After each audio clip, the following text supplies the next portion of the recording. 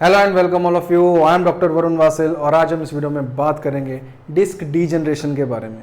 जब भी disc bulge का पेशेंट होता है तो अपनी एमआरआई देखता है, उसमें डिस्क डेसिकेशन या डिस्क डीजनरेशन वर्ड लिखा होता है तो वो घबरा जाता है कि क्या मेरी अब डिस्क सूख गई है जो कभी नहीं बनेगी। तो ऐसी काफ़ी मिसकंसेप्शंस होती हैं लोगों को और ये उनके जो डर होता है ये उनको ठीक नहीं होने देता, क्योंकि काफ़ी सोचते रहते हैं कि मेरा कुशन कम हो गया, अब मेरे स्पाइन पे ज़्यादा लोड आएगा, तो ऐसी चीज़ें उनके मन में चलती रहती हैं। मैं आपको ऐसे 2-3 ऐसे पॉइंट बताऊंगा जिससे आपको क्लियर हो जाएगा कि डिस्क डीजनरेशन होना कोई बड़ी बात नहीं है, बड़ा नॉर्मल प्रोसेस है और इससे हमारी जो फ्यूचर है या जो हमारी लाइफ है वो इजीली सारे काम आप कर सकते हो। ऐसा कोई मनाही नहीं है कि फ्यूचर में आप मैं ये नहीं कर सकता, फ्यूचर में मैं वो भी नहीं कर पाऊंगा, मैं खेल नहीं पाऊंगा। ये ऐसी जो धारणा होती है लोगों में, पेशेंट्स में, वो बिल्कुल गलत है।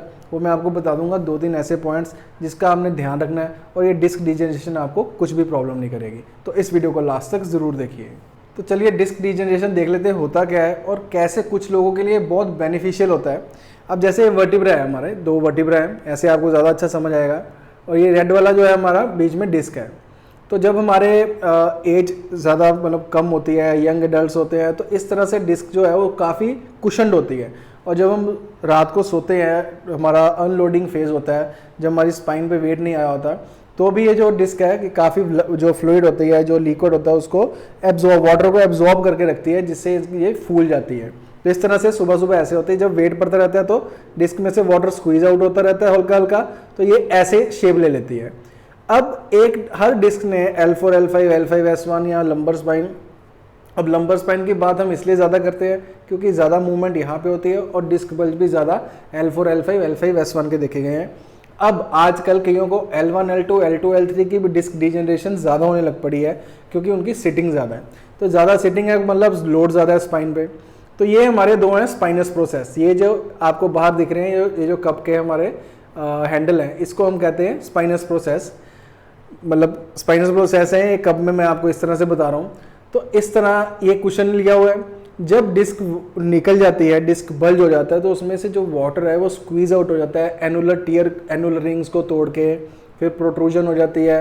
तो जब वाटर निकल जाता है तो उसमें जो स्क्वीज हो जाता है वो इस तरह से डिस्क जो है वो डीजनरेट हो जाती है। इस तरह से उसकी जो स्पेस है वो कम हो जाती है। अब मान लीजिए इतनी स्पेस ली थी, अब जब डिस्क निकल गई, अब डिस्क निकलेगी, जैसे हमारा ब्लड निकलता है और वो सूख जाता है, इसी तरह डिस्क का भी एक हीलिंग प्रोसेस होता है। जब डिस्क निकलती है या वाटर उसका साथ स्क्वीज आउट होता है तो एक जगह पे आके वो जख्म बन जाता है, वो सूख जाता है। अब सूखा हुआ डिस्क, वाटर तो निकल गया, जितना वाटर निकला उसने डिस्क को डीजनरेट कर दिया। अब जब वो इस तरह से स्क्वीज आउट हो गया और उसकी स्पेस कम हो गई, तो होता क्या है, हमारे जो वर्टिब्रा के पीछे फेसेट जॉइंट होता है वहाँ पे स्ट्रेस आना शुरू हो जाता है। तो अब बात आती है कि आप कह रहे हो कि ये बेनिफिशियल कैसे हुआ। अब बेनिफिशियल उन लोगों के लिए हुआ अगर ये वाटर जो निकला है, जो हमारा लिक्विड निकला है, वो पीछे पड़ी जो नर्व है उसको टच करता है। जो डिस्क है तो एक वो लिक्विड फॉर्म है ना, जब वो उसको टच करता है तो उसमें इतना प्रेशर होता है कि नर्व को वो ज़्यादा स्क्वीज कर सकता है, प्रेस कर सकता है, कंप्रेशन कर सकता है। पर जब यही डिस्क जो है वो डीजनरेट हो जाती है, वाटर सूख जाता है, तो नर्व को वो टच नहीं कर पाता, श्रिंक हो जाता है। जब वो टच नहीं कर पाता और उसमें इतनी ताकत नहीं होती कि वो नर्व को प्रेस कर सके। जब उसमें वाटर होगा तब उसमें इतना प्रेशर होता है, इतनी पावर होती है कि वो नर्व को प्रेस कर सके। पर जब वो वाटर कंटेंट नहीं है, फ्लूइड नहीं है, एक सूखे पत्ते की तरह वो लटक रहा है, डिस्क डीजनरेशन इसी प्रोसेस का नाम है कि वो जो वाटर निकला था वो अब आपका जख्म बन गया, सूख गया है, वो डीजनरेट हो गया।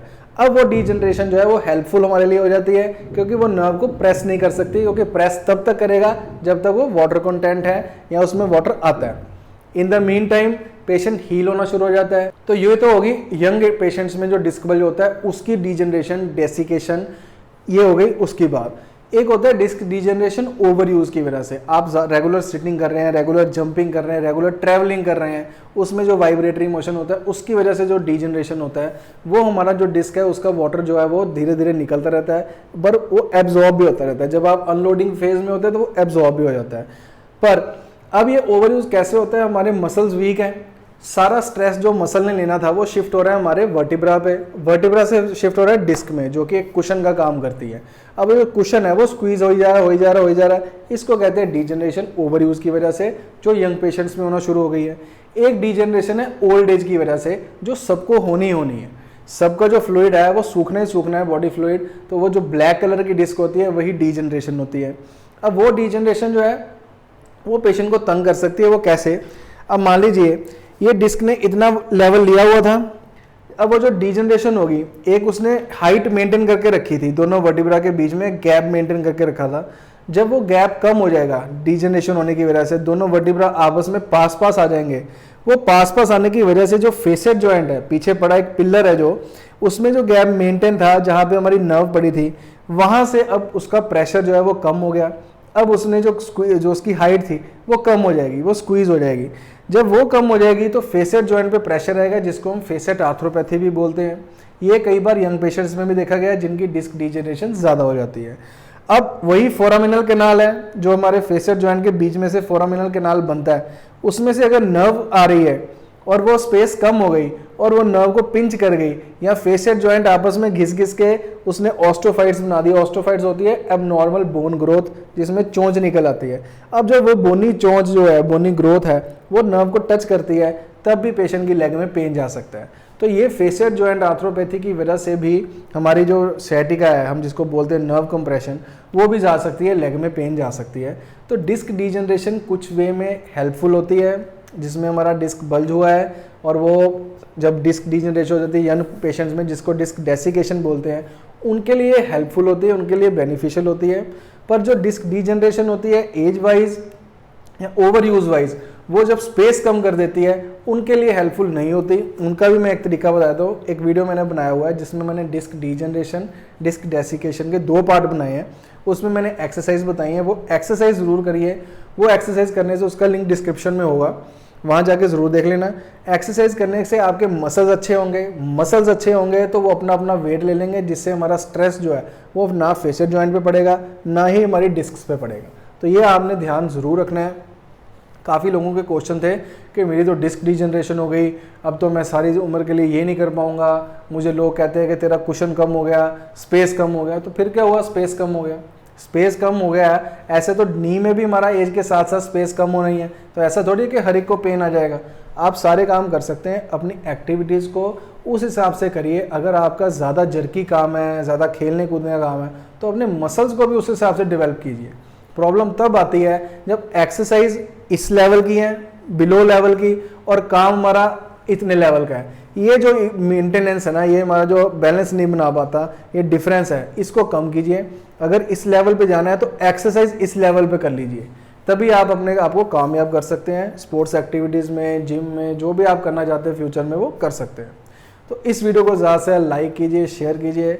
उम्मीद है जितने भी डिस्क डीजनरेशन वाली MRIs हैं, जितने भी डिस्क डीजनरेशन वाले पेशेंट हैं, उनका ये डाउट क्लियर हो गया होगा कि ये बेनिफिशियल भी कुछ हद में है, और कुछ हद में ये जो डैमेज करता है वो किस तरह से करता है। तो इसको लाइक कर दीजिए, शेयर कर दीजिए, चैनल को सब्सक्राइब जरूर कर लीजिए, क्योंकि इसका एक भी वीडियो मिस करने वाला नहीं है। और लो बैक पेन के related piriformis syndrome, stenosis, MRI कैसे देखना है, एक्सरे कैसे देखना है, और सैटिका का क्या इलाज है, वो सारे वीडियोस का जो प्लेलिस्ट है वो मैं डिस्क्रिप्शन में दे दूंगा, वहाँ जाके आप ज़रूर देख लीजिए। और बैक से रिलेटेड हमारे कॉम्बोज को ऑर्डर करने के लिए नीचे लिखे नंबर पे जाके ऑर्डर कर सकते हैं। और मुझसे 1-to-1 कंसल्टेशन के लिए भी नीचे लिखे नंबर पे जाके आप उसको 1-to-1 कंसल्टेशन के लिए अपॉइंटमेंट बुक कर सकते हैं।